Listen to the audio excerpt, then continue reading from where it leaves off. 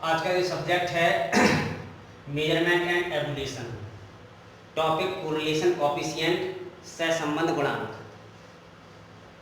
इसके पहले हमने जो वीडियो बनाया था उसमें हमने कोरिलेशन कोफिशिएंट के बारे में उसकी टेबल बताई थी। और मेजरमेंट सब्जेक्ट में दो विधि हैं, एक है स्पीयरमैन की रैंक अंतर विधि जिसे कहते हैं रैंक डिफरेंस मेथड, और कार्ल पियर्सन विधि जिसे कहते हैं प्रोडक्ट मूवमेंट मेथड। तो पहली विधि लेकर आए हैं हम, आपके जो सिलेबस में है, जो एजुकेशन साइकोलॉजी के सिलेबस में भी है, शिक्षा मनोविज्ञान के सिलेबस में है। तो शिक्षा मनोविज्ञान के स्टूडेंट और मेजरमेंट के स्टूडेंट दोनों के लिए है। और सबसे ज़्यादा पूछा जाता है, ये हर बार परीक्षाओं में लॉन्ग क्वेश्चन में आता है। कह देते हैं कि इसका कोरिलेशन ज्ञात कीजिए। दो चर हैं, एक गणित में प्राप्तांक और विज्ञान में प्राप्तांक। ये छात्र दिए गए हैं, ABCDEFGH, ये छात्र दिए गए हैं, इनके प्राप्तांक दिए गए हैं। कहेगा कि स्पीयरमैन विधि से, या लिख के आएगा रैंक अंतर विधि से कोरिलेशन ज्ञात कीजिए, मतलब सहसंबंध गुणांक ज्ञात कीजिए। इस तरीके से सवाल होगा। अब उसको हम सॉल्व कर रहे हैं, देखें इसमें किस तरीके से हम सॉल्व करते हैं और ध्यानपूर्वक इसको देखें। इसमें क्या होता है, दो चर दिए गए हैं, गणित में प्राप्तांक और विज्ञान में प्राप्तांक, क्योंकि सहसंबंध दो चरों के मध्य ही निकाला जाता है। इसमें क्या होता है, सबसे पहले हम देखेंगे गणित की हम जो रैंक निकालेंगे, किसकी, गणित में प्राप्तांक, इसको मानेंगे R1।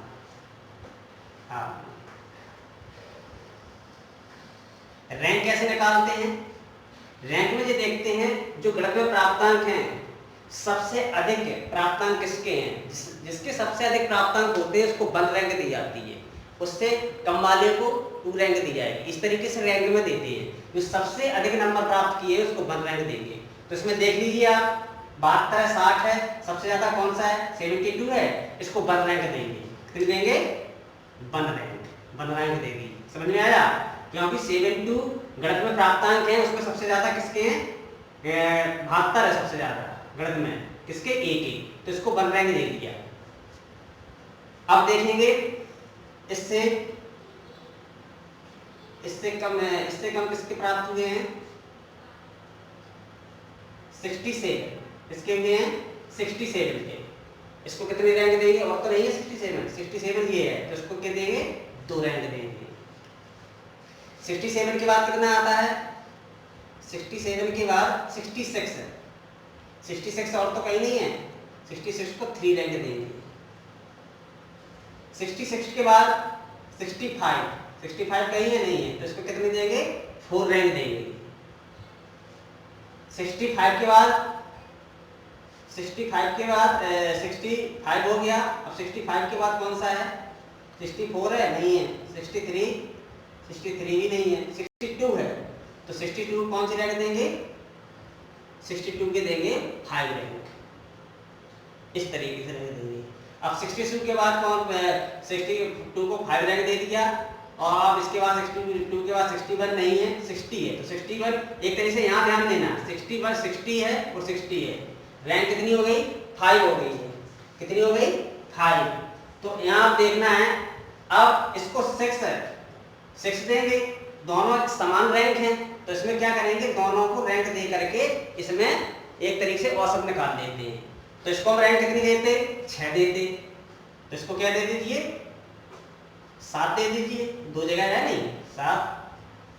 आपस में इसका औसत निकाल लो, 2 से डिवाइड कर दो, कितना हो जाएगा 13.2 और 6.5, कितना हो जाएगा 6.5। तो इसको हम 6.5 दे रहे, समान होते हैं, अगर 3 होते साथ साथ तो 6, 7 और 8, इस तरीके से इसको आपस में जोड़ करके औसत निकाल लेते हैं। तो रैंक के लिए इस तरीके से इसको ध्यान देना है। अगर एक ही नंबर हो तो उसको 1 2 3 4 5 इस तरीके से रैंक दे देते हैं। अगर एक से अधिक बार है, जैसे 60 है, यहाँ 5 तक हो गई थी, तो 60 है, तो 60 को दे दिए हमने 6 रैंक, एक 60 ये है तो उसको 7 रैंक दे दे, एक भी 60 होता तो उसको 8 रैंक दे देते।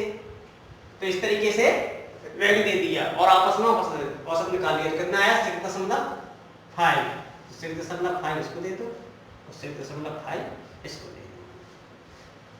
अब क्या बचा है, इसके बाद लास्ट कौन सा बता है, 58। 58 कौन सा हो जाएगा, 6 7 हो गया, तो इसको कितने दे देंगे, 8 रैंक 1 निकल आई गणित की। अब क्या है, अब दूसरी रैंक इसी तरीके से दूसरी भी रैंक निकाल लो, R2 क्योंकि समझ लेना है, सबसे ज्यादा पूछा जाता है। दो विधि हैं, आपको रैंक डिफरेंस मेथड है, फिर इसके बाद हम प्रोडक्ट मूवमेंट मेथड बताएंगे अगली वीडियो में। इस तरीके से मैं भी देख लीजिए, गणित का हो गया, विज्ञान का देख लीजिए। सबसे अधिक किसमें है, 75 है, इसको दे दीजिए 1 रैंक। 75 के बाद कौन सा है, 75 के बाद आपका कितना है, 70 है, कितना है 70। 70 कितने दे देंगे, 2 रैंक दे देंगे। 70 के बाद कौन सा आता है, 69 नहीं है, हाँ 69 नहीं है, ना 68 है, ना 67 है, ना 66 है, 65 है।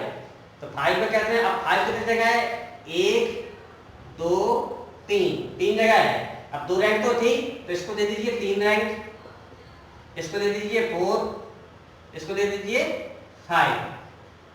कितने हो गए, 3 हो गए। औसत निकाल लीजिए, 3 का भाग दे दीजिए, तो 5 4 9, 9 3 12, 12 3 इक्वल 4।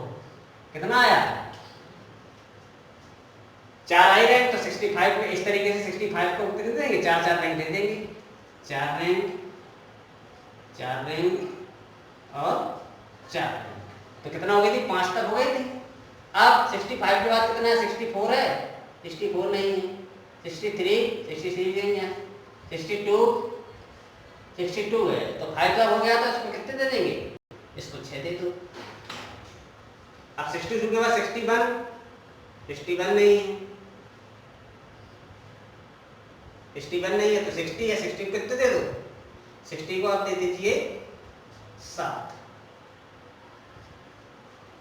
क्योंकि 6 के बाद 7 आएगा। अब 55 है, 55 को कितने दे दो, 8 हो गया आपका। इस तरीके से रैंक निकाला जाएगा। ये रैंक निकल आया। फार्मूला इसका देख लीजिए, रो बराबर क्या होता है, रो बराबर होता है आपका 1 minus 6 sigma D square upon n square minus 1। ये फार्मूला होता है।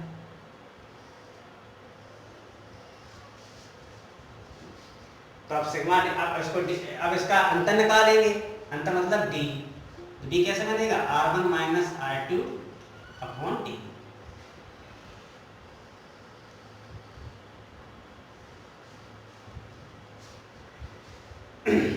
R1 minus R2 upon D. अब इस तरीके से R1 में से R2 घटा दीजिए, इसमें से घटाएंगे कितना बचेगा, 0 बचेगा। इसमें से इसको घटाएंगे तो कितना बचेगा, 2.5। इसको इसमें से घटाइए 2, इसमें से इसको घटाइए 1, इसमें से इसको घटाइए तो कितना बचेगा, 0.5 बचेगा। इसके 6.5 है, इसमें घटेगा तो कितने बचेगा, यहाँ इस तरीके से माइनस का 0.5 बचेगा। ठीक, इसमें से घटाएंगे माइनस का 2 बचेगा, इसमें से घटाएंगे 0 बचेगा, इसमें से घटाएंगे माइनस का 3 बचेगा। इस तरीके से अब क्या कर देंगे, डी स्क्वायर, तो यहाँ डी स्क्वायर कर दीजिए, डी स्क्वायर एक ऑप्शन बन जाएगा, नया सारणी में। अब इसका स्क्वायर कर दीजिए, कितना हो जाएगा, 0 हो जाएगा। इसका कर देंगे तो 25 कितना होता है, 625, तो 6.25 हो जाएगा। इसका स्क्वायर कर दीजिए तो कितना हो जाएगा, 4 हो जाएगा। इसका स्क्वायर 1 हो जाएगा, इसका स्क्वायर कितना हो जाएगा, 0.25 हो जाएगा। हो जाएगा 0.5 का एक तरीके से वर्ग करेंगे, इसका करेंगे तो कितना हो जाएगा, -2 तो 4 हो जाएगा। इसको क्या हो गया, 0 ही हो जाएगा। इसको कर देंगे कितना हो जाएगा, -3 गुणा -3 स्क्वायर कर देंगे तो 9 हो जाएगा। तो यहाँ जोड़ दीजिए सिग्मा डी स्क्वायर, सिग्मा मतलब ये, और सिग्मा डी स्क्वायर हमारा निकल आएगा। इसका जोड़ दो तो 0 हो जाएगा। ये कितना हो जाएगा, 0 हो जाएगा। और 4 जोड़ दो कितना हो जाएगा, 5 हो जाएगा। दशमलव है, दशमलव लगा दीजिए। अब जोड़ दिए 9 4 13, 13 14, 14 14 4 18, 18 6 24। कितना हो जाएगा 24। तो सिग्मा डी स्क्वायर बराबर 24.50 जी आ गया। इस तरीके से आपको समझ लेना है कि रैंक डिफरेंस मेथड है कोरिलेशन में, साइकोलॉजी में भी है और मेजरमेंट में भी है। अब इसको जो सॉल्व करेंगे, सॉल्व करने के बाद इसमें ध्यान देना जो सबसे ज्यादा होता है उसको 1 रैंक देते हैं, उससे छोटे वाले को 2 रैंक देते हैं, अगर बराबर होते हैं तो रैंक दे करके उनका औसत निकाल लेते हैं। रो बराबर इसके फार्मूला में रख दीजिए, एन बराबर क्या है जोड़ लीजिए 1 2 3 4 5 6 7 8 इस तरीके से हो जाएगा। एन बराबर कितना 8। इसके पहले हमने वीडियो में आपको बता दिए इस तरीके से सॉल्यूशन है। तो रो बराबर लिख दीजिए, रो बराबर कितना हो जाएगा 1 माइनस 6 इंटू कितना सिग्मा डी स्क्वायर कितना है 24.50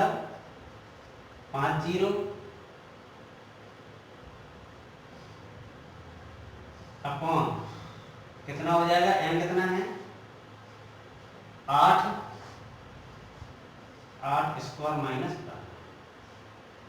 तो रो बराबर कितना हो जाएगा 1 माइनस आपस में गुणा करो तो 6 0 0 6 5 30 5 लगाए 3 6 चौका 24 3 27 5 लगाए 2 6 दूनी 12 2 14 अपॉन यहाँ कितना हो जाएगा 8 इंटू 8 64 63 हो जाएगा। कितना हो जाएगा 63। इस तरीके से दिया। रो बराबर देख लीजिए 1 माइनस 147 अपॉन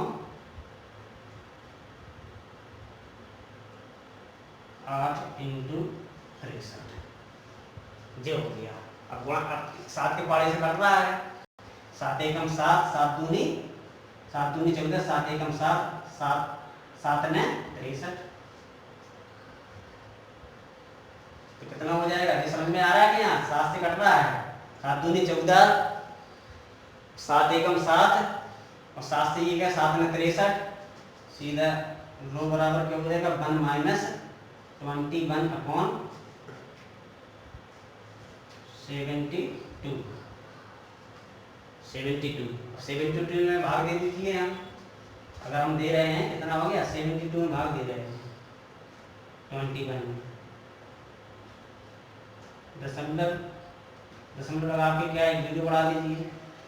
70 21 3 से ज़्यादा होगा 2 बार दे दीजिए 2 दूनी 4 2 7 14 कितना बचा 6 6 बटा इसकी कैलकुलेशन 5 तो 6 बचेगा यहाँ। तो ये दशमलव लगाइए 0 और बनाओ और 9 7 63 9 बार और दे दीजिए 9 से काट दीजिए यहाँ दशमलव यहाँ नहीं आ रहा दशमलव 2 9 से दे दीजिए 9 दूनी 18 9 7 63 64 तो दशमलव 2 9 आ रहा। तो इसको हम अगर हम इसको काटेंगे तो कितना आ जाएगा रो बराबर 1 माइनस इसको काटेंगे कितना आएगा दशमलव 29 ये आएगा दशमलव 29।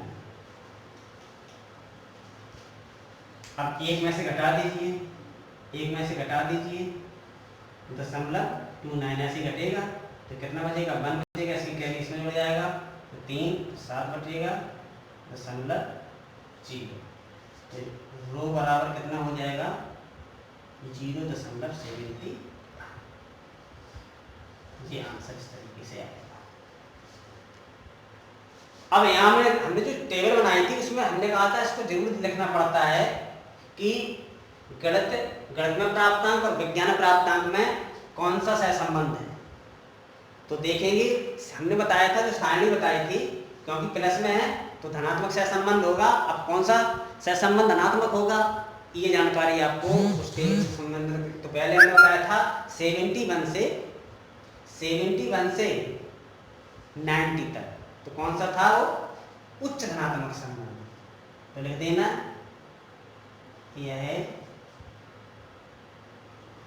उच्च धनात्मक संबंध सहसंबंध है। यह उच्च धनात्मक सहसंबंध है ये जरूर लिखना है। अगर इसको नहीं लिखेंगे तो नंबर कट जाएंगे इसलिए इसको आप जरूर लिखें। तो इस तरीके से क्या होता है, आपको लिखना पड़ता है कौन सा धनात्मक सहसंबंध है, क्योंकि गणित और विज्ञान में जो कोरिलेशन ज्ञात किया गया है इन दोनों में कैसा है, उच्च धनात्मक सहसंबंध है। क्योंकि वो टेबल हमने इसके पहले वीडियो में बताई थी, इस तरीके से इसमें बताया था। तो इस तरीके से इसको कैलकुलेशन करना है। तो 0.71 यह उच्च धनात्मक सहसंबंध है। इस तरीके से हमने आपको इसकी गणना की है। अब हम अगला जो वीडियो बताएंगे वो बताएंगे आपका काल पियर्सन मेथड, जो बीएड फर्स्ट ईयर में तब से 2 साल का आया, तब से उसमें आया है। वो साइकोलॉजी के बच्चों के सिलेबस में नहीं है। साइकोलॉजी के बच्चों के सिलेबस में आपका रैंक डिफरेंस मेथड है, हर बार परीक्षा में पूछा जाता है, इस पर ध्यान दें। इसमें रैंक का पूरा काम है, रैंक किस तरीके से निकालते हैं, इसलिए इसका रैंक अंतर्गति भी कहते हैं। स्क्वायर मेहनती है ये, इसमें देख लेके कौन सा रैंक क्या देंगे। अगर समान रैंक हैं तो उनमें औसत निकाल लेते हैं। अब इसके बाद बताएंगे। Thank you.